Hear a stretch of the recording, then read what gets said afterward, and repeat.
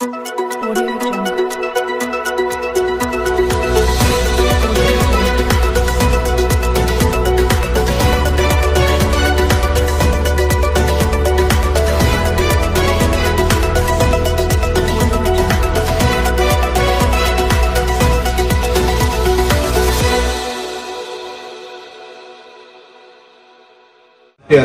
వచ్చిన తర్వాత శాసనసభ్యులము మంత్రులు అందరూ కూడా కలిసి ఈరోజు ఇక్కడ సమావేశం కావడం జరిగింది. అదేవిధంగా రేపు 1వ తారీఖున మా అధినేత తెలుగుదేశం పార్టీ అధినేత ముఖ్యమంత్రి నారా చంద్రబాబు నాయుడు గారు ఆదేశాల మేరకు ఈరోజు చారిత్రాత్మకమైనటువంటి నిర్ణయం తీసుకొని ఏదైతే మా మేనిఫెస్టోలో మొట్టమొదటి చెప్పినటువంటి ప్రకారము 3,000 రూపాయలు 4,000 రూపాయలు పెంచడము, అదేవిధంగా 3 నెలలు బోనస్ కింద ప్రతి నెల 1,000 రూపాయల ప్రకారం మొత్తము 7,000 రూపాయల పింఛన్లను 1వ తారీఖున ప్రతి ఇంటింటికి వెళ్ళి తీసుకెళ్లాలని చెప్పి ఆదేశాలు ఇవ్వడం జరిగింది. దానిలో భాగంగా 1వ తారీఖున శాసనసభ్యులము తెలుగుదేశం పార్టీలో ఉన్నటువంటి అందరూ కూడా ప్రతి కార్యకర్త కూడా మనం ఏదైతే చెప్పిన మాట ప్రకారం ఇస్తున్నామో వాటన్నిటిని ప్రజలకు తీసుకెళ్లి వారికి అందజేయడం జరుగుతుంది. గతంలో నంద్యాల జిల్లాలో 65,86 రూపాయలు పంపిణీ చేయడం జరిగింది. పెంచినట్టు దాని ప్రకారము 150,23 లక్షల రూపాయలు పెంపకం ఇప్పుడు ఇవ్వడం జరుగుతూ ఉంది. అదేవిధంగా ఎన్టీఆర్ భరోసా కింద కూడా 93,14 లక్షల రూపాయలు అమ్మడం చేయడం జరుగుతూ ఉంది. అంటే తెలుగు ఈ రోజు ఆ రోజు ఏదైతే అధికారం ఉన్నప్పుడు వైఎస్ఆర్ పార్టీ నాయకులు 2,000 3,000 చెప్పి మొదట మేనిఫెస్టో చెప్పి మాట తప్పి ఆ రోజు కూడా వాళ్ళు అంచెలంచెలుగా పెంచుతామని చెప్పి ఎన్నిక అయిన తర్వాత ముఖ్యమంత్రిగా అయిన తర్వాత అంచెలంచెలుగా 250 రూపాయలు మాత్రమే పెంచడం జరిగింది. ఈరోజు తెలుగుదేశం ప్రభుత్వం అధికారంలోకి వచ్చిన తర్వాత మా గౌరవ ముఖ్యమంత్రి గారు ఆర్థిక ఇబ్బందులు ఎన్ని ఉన్నా పేదవాళ్ళు సుఖ సంతోషాలతో ఉండాలి, అదేవిధంగా వృద్ధులు కానీ మీరు తీసుకునే వాళ్ళు ప్రతి ఒక్కరు కూడా వాళ్ళ కళ్ళల్లో ఆనందం చూడాలనేటువంటి ఉద్దేశంతో మొట్టమొదట ఏదైతే సంతకం పెట్టామో దాని మీద ఈరోజు రిలీజ్ చేయడం కూడా జరుగుతూ ఉంది. ప్రజలు భయాందోళనకు చెందినటువంటి మొన్ననే మా కేబినెట్ మీటింగ్ లో కూడా ల్యాండ్ టైటిలింగ్ యాక్ట్ రద్దు చేయడం జరిగింది. ఏదైతే భూదోపిడికి సంబంధించినటువంటి ఈ యొక్క ల్యాండ్ టైటిలింగ్ యాక్ట్ వల్ల చాలా మంది కూడా రైతులు ఉన్నటువంటి పొలాలు ఉన్నటువంటి ప్రతి ఒక్కరు కూడా అన్ని వర్గాల ప్రజలు భయాందోళనకు గురి కావడము, ఆ రికార్డులో కూడా తారుమారు కావడము, ఇవన్నీ చూసిన తర్వాత ప్రజలకు బాగు చేయాలి, మేము అధికారంలోకి వస్తానే ల్యాండ్ టైటిల్ యాక్ట్ను రద్దు చేస్తామని చెప్పిన మాట ప్రకారము వాటిని కూడా కేబినెట్ లో ప్రపోజల్ చేస్తూ రేపు అసెంబ్లీలో ప్రపోజల్ పెడతా ఉన్నాము. అదేవిధంగా విశాఖలో భోగాపురం 8 కూడా చుట్టుపక్కల కూడా భూదోపిడి జరిగింది. దాని మీద కూడా శ్వేతపత్రం విడుదల చేసి అక్కడ కూడా రైతులకు ఇక్కడ సంబంధించినటువంటి అవినీతి మీద కూడా ఇవ్వడం జరుగుతూ ఉంది. అదేవిధంగా లా అండ్ ఆర్డర్, ఏదైతే లా అండ్ ఆర్డర్ ఉందో గత ప్రభుత్వంలో సుధాకర్ గారు కానీ ఎస్సీలను చంపి ఈరోజు పార్సల్ చేయడం కానీ అనేకమైన దుశ్చర్యలు జరిగింది. లా అండ్ ఆర్డర్ ఎక్కడ కూడా ఈ యొక్క ప్రజల ప్రశాంతత లేనప్పుడు అధికారంలోకి వచ్చినప్పుడు అదేవిధంగా తెలుగుదేశం పార్టీ కార్యకర్తలను నాయకుల మీద వేలాదిగా కూడా అక్రమ కేసులు పెట్టడం జరిగింది. ఆ కేసులన్నింటినీ కూడా లీగల్ గా అవి నిజమైన కేసులా అక్రమ కేసులా అనేటువంటిది ఒక కమిటీని వేయడం జరుగుతూ ఉంది. అది కూడా అఫీషియల్ కమిటీ వేసి వాటి ద్వారా ఏ విధంగా చర్యలు తీసుకోవాలి, అక్రమ కేసులు పెట్టినటువంటి అధికారులు పోలీస్ అధికారులు కావచ్చు, ఇంకా వేరే వారు కావచ్చు, ఏదైనా అక్రమ కేసులు పెట్టినటువంటివి అక్రమదారుల మీద వాటన్నిటి మీద ఒక కమిటీ వేసి త్వరలోనే కార్యకర్తలందరినీ కూడా కాపాడుకోవడం, అదేవిధంగా అక్రమ కేసులు పెట్టినటువంటి నాయకులు మరియు డిపార్ట్మెంట్ల మీద కూడా చర్యలు తీసుకోబోతుందని చెప్పి కూడా తెలియజేస్తున్నాము. ఈ యొక్క మైనింగ్లకు సంబంధించిన డిపార్ట్మెంట్ లో ఎన్జీటీ కూడా అక్రమంగా ఈ యొక్క ఇసుకను తరలిస్తా ఉన్నారు, వారికి హక్కు లేకపోయినా కానీ కూడా చేస్తుందని చెప్పి ఎన్జీటీ సుప్రీంకోర్టు ఎన్జీటీ చెప్పిన తర్వాత కూడా శాండ్ను కూడా విచ్చలవిడిగా చేసి నేచర్ను ప్రకృతి సంపదను కూడా కొల్లగొట్టినటువంటి ప్రభుత్వం ఈ యొక్క వైఎస్ఆర్ ప్రభుత్వం. ఆ ప్రకృతి సంపద కొల్లగొట్టడం కూడా ఎక్కడ పడితే అక్కడ తుంగభద్ర కావచ్చు ఏదైనా కావచ్చు ప్రతి చోట కూడా తీసివేయడం జరిగింది.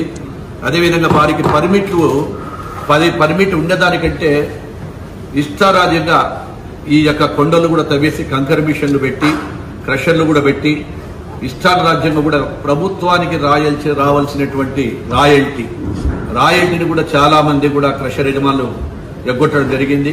వాటి మీద కూడా నివేదిక ఇవ్వమని చెప్పి ప్రభుత్వం అడుగుతా ఉంది. ఈ క్రషర్ యజమానులు ఎవరైనా సరే ఎందుకంటే ప్రభుత్వానికి రావాల్సినటువంటి రాయల్టీ తగ్గిపోయింది. నిజాయితీగా రావాల్సిన రాయల్టీని అక్రమ మార్గంలో తీసుకునేటువంటిది వాటన్నిటి మీద కూడా రేపు విజిలెన్స్ ఎన్ఫోర్స్మెంట్ కమిటీ చేస్తున్నాము. ఆ విజిలెన్స్ ఎన్ఫోర్స్మెంట్ కమిటీ ద్వారా కూడా చేస్తామని కూడా తెలియజేస్తా ఉన్నాము. మొన్ననే చూశారు ఫారెస్ట్ డిపార్ట్మెంట్కు సంబంధించింది కూడా గ్రీన్కో సంస్థ, అది కూడా ఆ సంస్థకు సంబంధించిన గౌరవ ఉప ముఖ్యమంత్రి పవన్ కళ్యాణ్ గారు కూడా నివేదిక తెప్పించుకోవడము, ఆ నివేదికలో ఉండేదాన్ని కూడా మంత్రిగా మేము కూడా జిల్లా మంత్రులు కూడా కూర్చొని ఏ విధంగా జరుగుతూ ఉంది అక్రమము దాని మీద కూడా ఒక నివేదిక ఇవ్వమని, ముఖ్యంగా గ్రీన్కో సంస్థ ఏదైనా ఉంటే ప్రజలకు సంబంధించినటువంటి కానీ నేచర్కు వ్యతిరేకంగా పోతే ఆ నేచర్కు వ్యతిరేకంగా పోయినటువంటి వాళ్ళను ఎవ్వరు కూడా ప్రభుత్వం వదిలిపెట్టదు.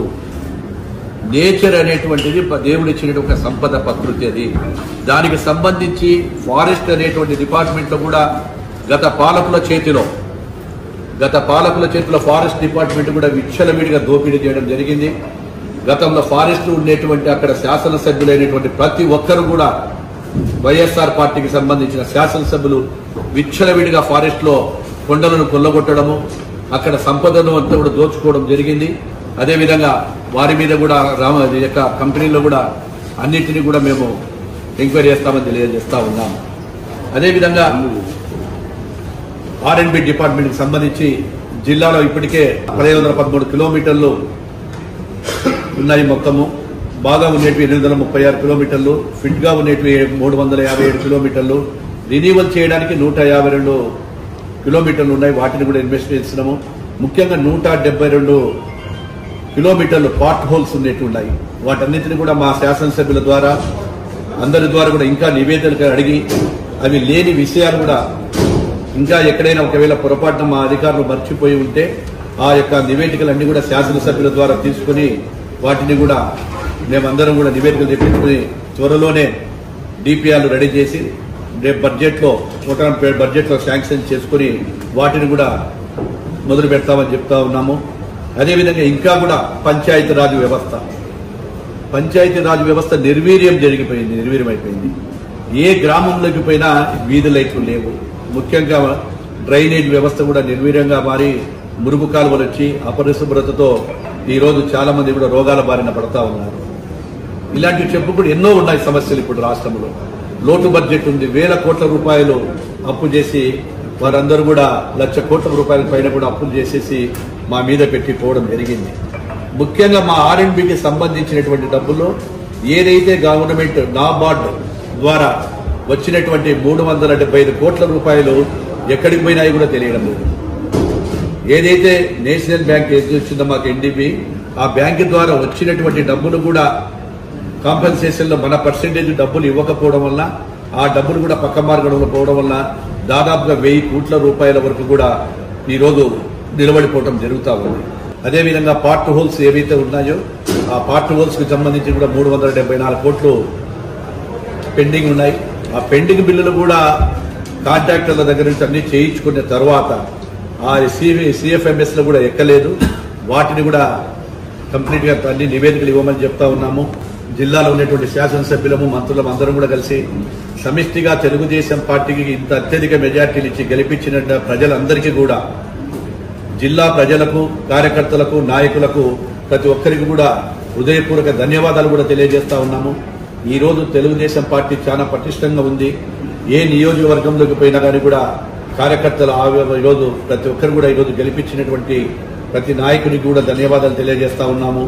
అదేవిధంగా రాబోయే కాలంలో మేమందరం కూడా కలిసి ఎక్కడెక్కడ ఏ సమస్యలు ఉన్నాయి నియోజకవర్గాలలో ప్రతి డిపార్ట్మెంట్ నుంచి కూడా నివేదికలు తెప్పించుకుని ఒక రివ్యూ మీటింగ్ కూడా పెట్టుకోవాలనే ఉద్దేశంతో ఈరోజు మేము కలవడం జరుగుతూ ఉంది.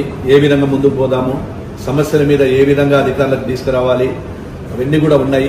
త్వరలోనే ఈ యొక్క జీరో ట్రాన్స్ఫర్స్ కూడా వచ్చే పరిస్థితి ఉన్నట్టుంది. కాబట్టి అవి వచ్చిన తర్వాత కూడా అధికారులు ఎక్కడెక్కడ ఉంటారో కూర్చొని వారందరితో నివేదికలు తెప్పించుకొని వాటి ద్వారా ముందుకెళ్తామని చెప్పి తెలియజేస్తా ఉన్నారు.